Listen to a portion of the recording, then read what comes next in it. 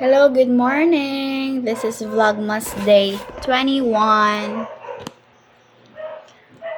We here sa Eagles Residence. Ay, puyit. Ni Trisha nahulog. Look at my hair. It's red na because it's Christmas. Trisha, say hi to my vlog. What can you say na nakauwi ka ng mas early this year? Oh no, mas earlier siya yeah. this year. 22 kasi itong mga una. Ito. Hala, pa ka pa maarap ka. Of course! I know everything. Talaga? What's my life in Cebuman? She's barely living. Ay! Ano nakaalam mo? What can you say? Na! Na nakauwi ka ng mas early. Actually, dapat mas early pa siya. Like around 10 or kuan. Pero sige, kaya it's God's plan man. Yeah. Bro, I'm thankful gapon kay I need this rest. Yes. Super. Kaya makapaglaban naman.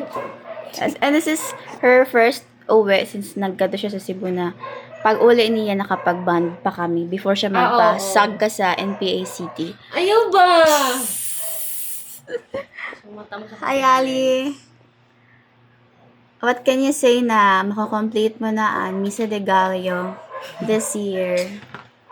Happy! What's your devotion? Secret. Akin na yun. Okay. Chenny, hi. Seryoso siya ka. Oh, nagbe-baby time na kasi siya right now. So, Bibitin yung cellphone.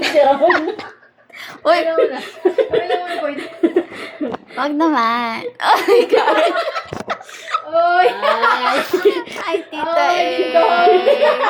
Dapat share your blessing. I think she's busy.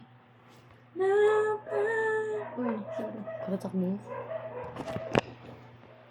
This is Ashley. I will post this on my YouTube. Oy, no edit vlog.